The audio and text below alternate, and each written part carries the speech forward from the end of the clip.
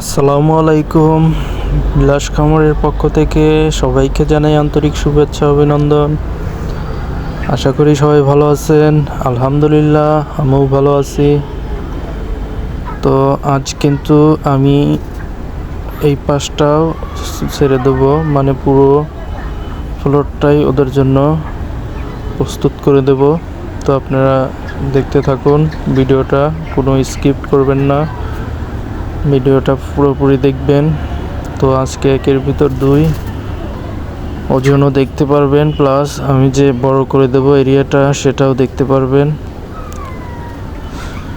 তো সবাই কিন্তু ভিডিওটা পুরোপুরি দেখবেন। আর আজকে আমার মুরগির 27 দিন চলতেছে।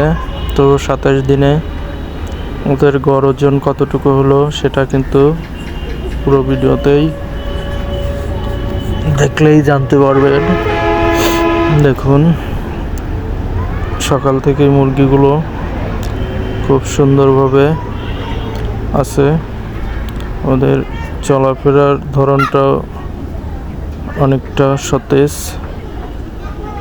প্রতিদিনই এখন আমার কেমন যেন আতঙ্ক লাগে, কারণ এখন মুরগিগুলোর গ্রোথ আসার সময়। এই সময়টা প্রচণ্ড রোদ হলে মুরগিগুলো স্ট্রোকের আশঙ্কা থাকে। তো আমার খুবই ভয় করে, কারণ সকাল থেকেই অনেক রোদ। কালকেও বৃষ্টি হয় নাই, আজকেও বৃষ্টি হওয়ার সম্ভাবনা কম। তো 2-3 দিন হলো বৃষ্টি হচ্ছে না। বৃষ্টি বেশি হলেও সমস্যা যেরকম, আবার বৃষ্টি না হলেও এই একই সমস্যা, যার কারণে একটা আতঙ্ক আর কি। তো মুরগিগুলো ইনশাল্লাহ খাবার দাবারও এখন অনেকটা বৃদ্ধি পাওয়া গেছে। যে পরিমাণ খাবার দিতাম আগে, তার চেয়ে এখন আমার ওই ছোটো বালতির 1 বালতি খাবার এখন বেশি দিয়ে দেই। আর বিশেষ করে রাত্রে থেকে সকাল পর্যন্ত ওদের খাবারের চাহিদা খুবই বেশি থাকে, কারণ এই সময়টা আবহাওয়াটা একটু ঠান্ডা থাকে, যার কারণে ওরা খাবার খেতে কোনো রকম বিরক্তি ফিল করে না। খাবার খেতে খুবই আগ্রহী থাকে সব সময়। তো কীরকম লাগতেছে আমার মুরগিগুলো আপনারা অবশ্যই জানাবেন। 27 দিনে মুরগি কিন্তু একদম অ্যাডাল্ট হয়ে গেছে। এখন চাইলেই মুরগিগুলো বিক্রি করা যাবে। তো আসলেই ঘটনা সত্য। অনেকে আমাকে আগে বলতো যে ব্রয়লার মুরগি 1 মাসের ভিতরেই বেচাকেনা করে কমপ্লিট করে দেওয়া যায়, এটাতে ঝামেলা মনে হওয়ার কিছু নেই। বাট আমার কাছে অন্যরকম লাগতো যে ব্রয়লার মুরগি এটা পাললে আবার কীরকম কী হয়, এত অপরিষ্কার হবে, অয়ন হবে। যাই হোক, একটু পরিশ্রম অন্যান্য মুরগির চেয়ে বেশি, বাট রেজাল্টটা একটু দ্রুতই পাওয়া যায়। তো দেখুন, আমি কিন্তু এখন ওজন করা শুরু করে দিয়েছি। আর আমার এরিয়াটা কিন্তু সম্পূর্ণ বিরাজ করে দিয়ে দিছি, যেটা আপনাদের দেখাই নেই ভিডিওতে। এর মধ্যে আমি কাজ করে নিয়েছি। পুরো এরিয়াটা আমি সুন্দর করে আগের বালু চেলে পরিষ্কার করে এই বালুর সাথে মিক্স করে দিয়ে তারপরে করতেছি। আচ্ছা, আমার দাগ দেওয়া মুরগিগুলো প্রথম যেটা দেখুন, 1 কেজি 570 গ্রাম সম্ভবত। আচ্ছা, 1 কেজি 570 গ্রাম। এটা পিঠে দাগ দেওয়া ছিল, যেটা গতদিন ছিল, কিন্তু 1 কেজি 480 গ্রাম। তো সেই হিসেবে ওজনটা 90 গ্রাম বেশি হয়েছে।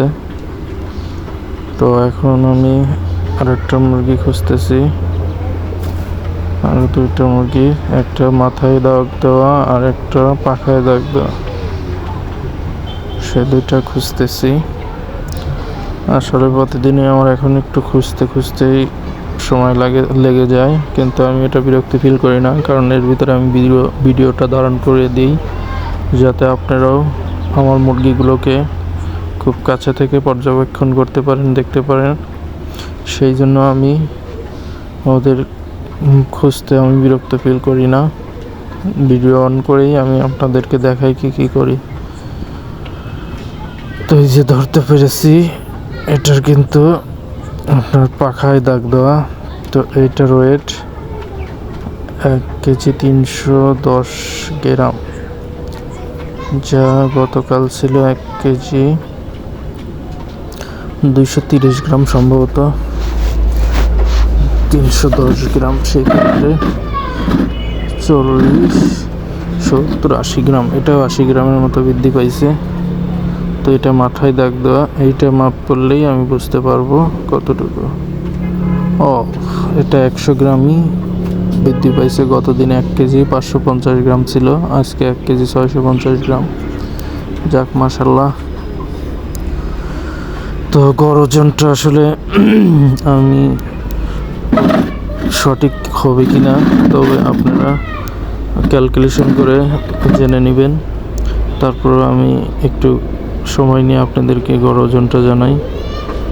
যেহেতু 1 কেজি 570 গ্রাম, 1 কেজি 650 গ্রাম, তো ধরলাম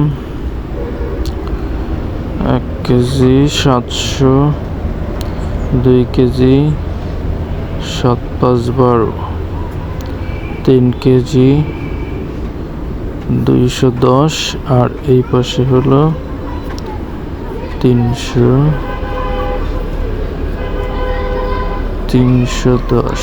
তো 3 কেজি 600, 4 কেজি 600। তো 3টা মুরগি 4 কেজি 600 হলে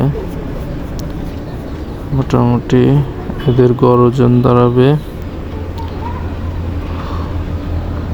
4 কেজি 600, 3টে মুরগি, তাহলে 3 কেজি বাদ দিলে 1 কেজি 600কে 3, 4, 12, 3, 5, 15, তো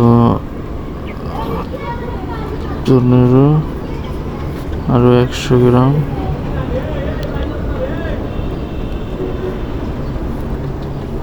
তো মোটামুটি 1 কেজি 535 গ্রাম এদের গড় ওজন। 1 কেজি 535 গ্রাম। সঠিক হলো কিনা আপনারা অবশ্যই নিজেই ক্যালকুলেশন করে জেনে নেবেন, যেহেতু আমি ওজনটা দেখাইছি এবং ভিডিওর মধ্যেই করে নিছি। তো ভালো থাকবেন সবাই, আল্লাহ হাফেজ, আসসালামু আলাইকুম।